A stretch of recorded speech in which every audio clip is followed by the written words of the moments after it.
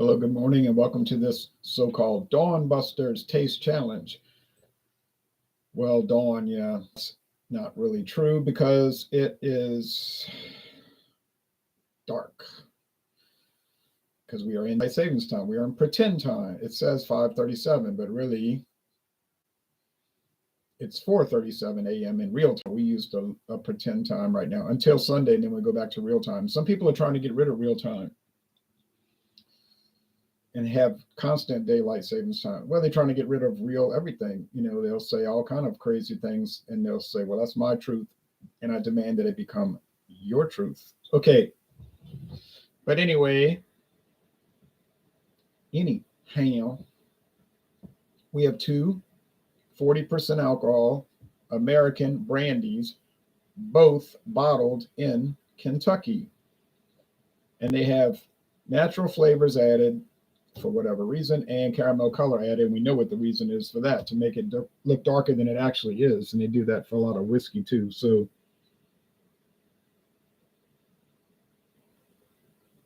there's the label for 1889 VS brandy. VS three in England they call that 3-star brandy. It's aged 2 to 4 years. Okay, generally that's the case, 2 to 4 years. This really might go back to 1889. And there's a lot of evidence that supports that, or seems to support it, because if you look at the Heaven Hill website, they got this listed on their product specifications. There's no page for it describing it, but it says old 1889 brand. And I found an advertisement I was looking at the U.S. trademark data, and it said that old 1889 brand brandy was first trademarked in 1915. I said 1915. Okay, so then I looked at an old advertisement from 1915, and it said it was called Old California Brandy since 1889. I say, well, it's probably some inexpensive brandy product that has been floating around for 134 years and just wasn't ever really that popular. But Heaven Hill probably got the rights for it for pretty cheap. I don't know who makes it. They might make it, or they probably contract out. Doesn't really matter. It's a glass bottle. It was $19.99. Oh, I'm sorry, $17.99. I had it wrong. $17.99 for this big glass bottle with a handle on it. That's why they're called handles. It's not quite a gallon, but it's close. Okay. I bought that at Total Wine & More. Now here's Hervé. In English, that would be Harvey, but the French word is Hervé. Why would they call the brandy Hervé? I don't know, but I found out the etymology of this word. That means the roots of it, the origins of it, and it means battle ready. Goes back to the Middle Ages. It's like a knight ready for battle, and they make the design look like that. It's got a French looking design, trying to make it look like French brandy. If you notice carefully, this bottle is the same bottle design as a much more popular brandy known as what's the name of that stuff? Hartley. I couldn't think of it for a minute. Hartley brandy. Same bottle. Both bottled in Kentucky. If you go to Total Wine & More or some other stores, maybe they have a product called 2 Stars Bourbon. 2 Stars Bourbon. Same bottle design. If you go to a liquor store and buy Very Old Barton Bourbon Whiskey, VOB, Very Old Barton, same bottle design. See the pattern? Yeah, there's a pattern, all right, because it's all coming from Buffalo Trace and Barton 1792 distillery. And I went to the Barton 1792 distillery back when they gave tours there. And the lady said, what do you think's aging in these barrels? She said, there's 19,000 barrels in this barrel house. This is not one of our bigger houses, she said. It's one of the small ones. 19,000 barrels in one house. And I thought that was a trick question. So I said, brandy. And she kind of jumped back. You're right. We age Parmesan brandy in here. And I was thinking, because you would naturally think, what, whiskey, right? And of course, most of what they age there is whiskey, but a lot of it is brandy. I said, Okay. Now we can turn on the lamps. I just turn them off because it's such a glare.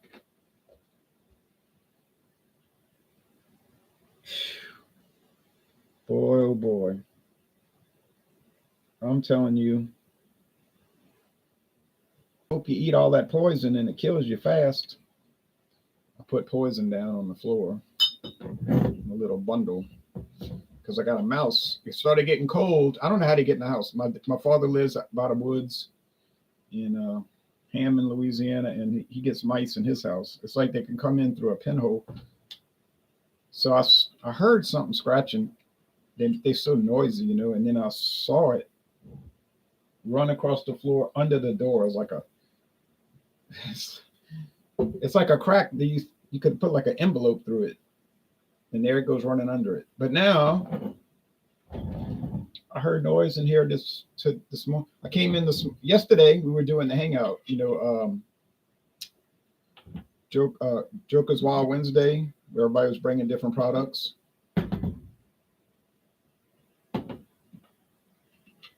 I wish Orangey was here still because she would. I don't wish she was here because she was aggravating to no end. But she would take care of this problem with great ruthlessness. Because if there's anything Orangey loved to do, it was to kill squirrels, unfortunately, and they don't come in the house. Some people say squirrels come in the attic, but I think that's those black rats. They're kind of small, and they like to climb. They climb. They don't go down in a basement or anything. They like to be up in the trees, and they're, like I said, they're black, and the tail is longer than the body, and they go up in the attic, and they call them black. They're called black rats, and they have like a silver belly. They're different because they're, like I said, they're black, more like charcoal gray. Let's see. Didn't pour enough Hervé, but anyway. Yeah, they'll get up in the attic, and people will say we got squirrels in the attic. But I think squirrels like to be outside in the trees. Maybe I'm wrong, but I think they do. They're not really vermin, they're not lazy. They'll just go find their own nuts to eat. I see squirrels in the backyard all day long harvesting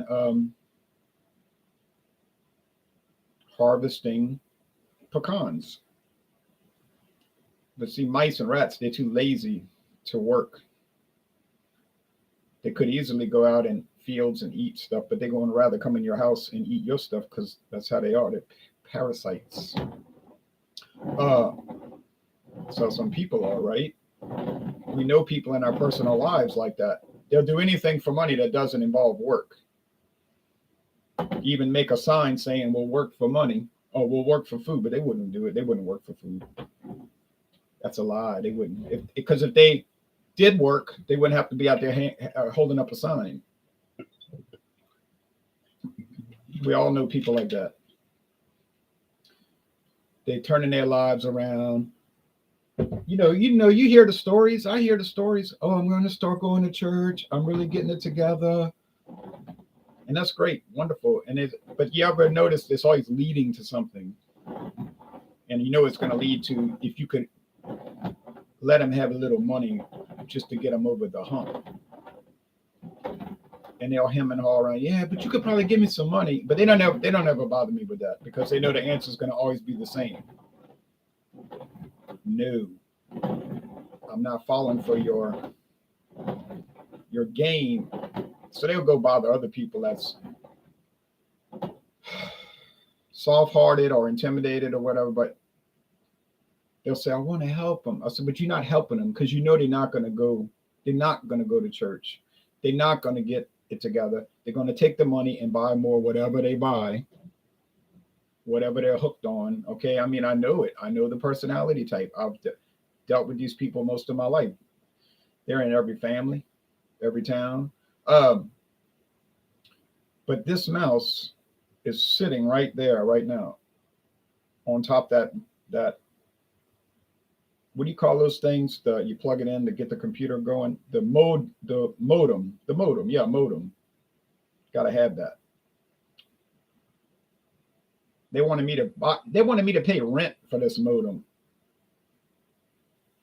the internet company. And it was expensive. And I went to Walmart and they had them for like, the price of a modem was the price they wanted me to pay every month. And so the company was like, well, you could get your own modem, but if it breaks, you have to fix it or repair it or get a new one. I mean, you know what I mean? Repair it or get a new one. And I was like, okay. I mean, the thing was cheap. And I've had it like 10 years and never broke. Sometimes you got to reset it. But that thing must be warm because of lights inside. And it's sitting on top of that thing. Field mice, you know, you remember they had thousands of them that rescued Dorothy and the lion and Toto from remember the field when the poppies made them pass out, the opium. And they contacted the king of the field mice and he said, well, if you put them on a wagon, we could pull them out. So they tied ropes or little strings to the wagon, and they had like 100,000 field mice, and they pulled them out the field before they died. Obviously, that story was a bit too long for the film from 1939, so they changed it to where the Good Witch of the North, Glinda, just made it snow, and then somehow snow made them wake up. I don't know what the sense behind that was, but I guess it was a fast way to do it. Also, if you notice in that movie, they didn't have a Good Witch of the South. They also they made them both one lady, Glinda. But if you read the novel, there's a Good Witch of the North and a Good Witch of the South, a evil witch of the West and a wicked witch of the East. It was like compass.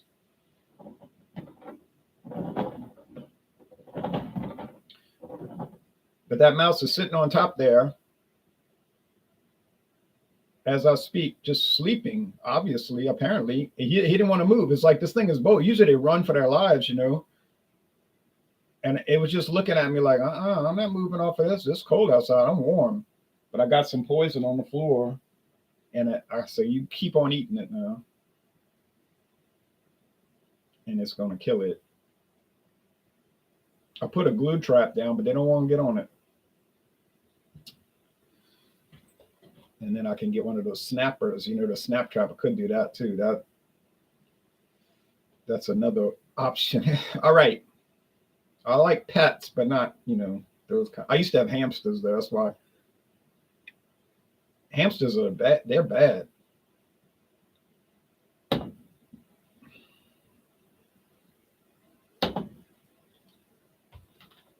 Okay.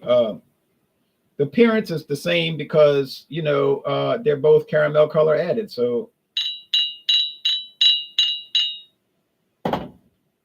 it's not going to be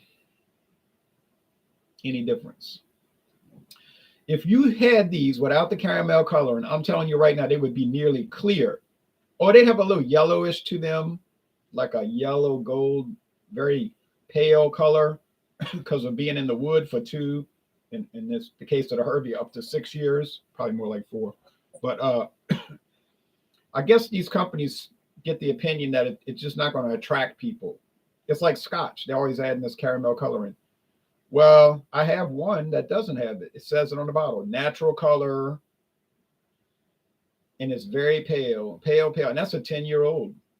Ardbeg, 10 years old. It's in the barrel 10 years and it's still pale. It's almost clear. You know what I'm saying? It's almost like vodka looking, but it does have a tinge to it. That's the natural color. You say, well, why is bourbon so dark? Because they're using new, important word, new charred oak barrels. They set the barrel on fire and let it burn for however long they want it to burn to get a level char. If they want it thick, they let it burn a long time. If they want it just a little bit charred, let it burn a little bit of time. And they poured a clear liquid. Remember, whiskey's clear, just like vodka, into the barrel. They put the cap on it. They call it the head. Lay it on its side or upright in Crown Royals, upright. And that in about just a few weeks, it'll suck up all that char color. Jump down. Boy, I could try to catch it with my hand, but it's going to be too fast. You know, you think it's going to be slow because it's just laying there. but it'd be too fast. Orange, you can get it. There it goes again. Back up on there. Maybe I could catch it, but now let's do the challenge. This smells like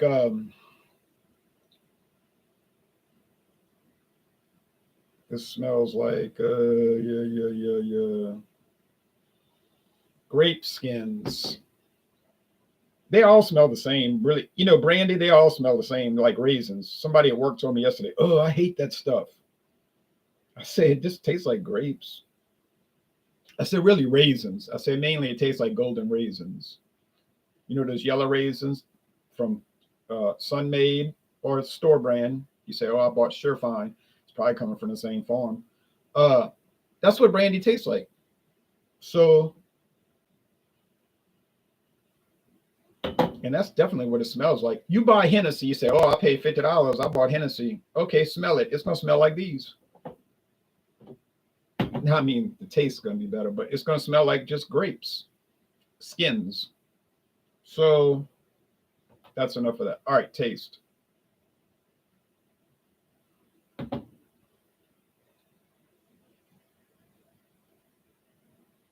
Wish I had a little bow and arrow. I could shoot it. Now you got to remember, these are going to be a little altered because they got the flavoring, which my only guess is they're adding natural flavor to mask some harshness. Like it might be bitey, and they know the stuff's cheap, so they just add it. They do that with Canadian whiskey, like almost all the time, and they don't even have to put it on the label. Well, they don't have to do it with brandy. They're just doing it here as a convenience for you, as a courtesy, you call that. They're not required to put that. At least Heaven Hill and Sazerac's telling you. Yeah.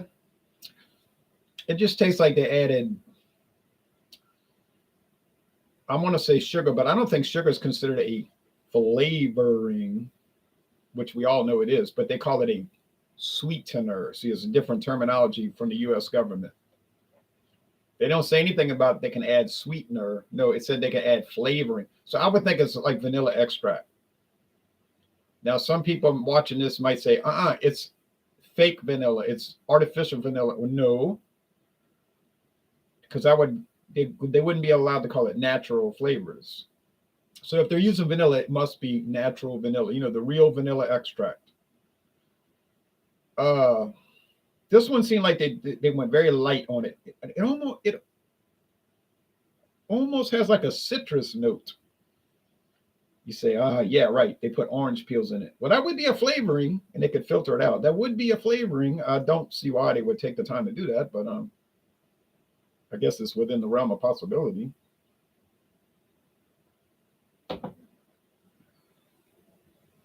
Yeah, this got to be the Heaven Hill, the 1889. But see, when you taste one against another, then the next time you do one against another one, they taste different. But I think I might be getting a little heavier brandy, a little heavier vanilla flavor on it. Not a lot, just a little bit. I don't know. It's close. I thought it was going to be divergent. Now I've gotten it right 3 times already or twice. Let's see. I did the Classic Club. That wasn't close. I did the Corbel. That wasn't close. No. This one's a little closer. Price.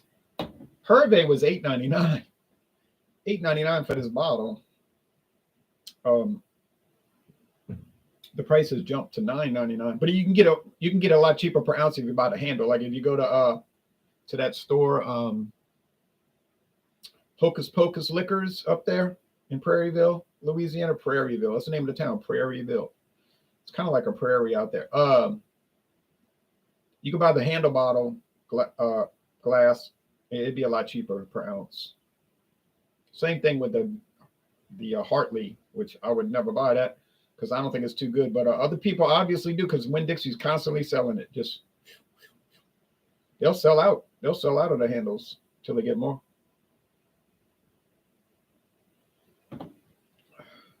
So which of these tastes better? Yeah, let me take another sip, and then I'm gonna make an evaluation.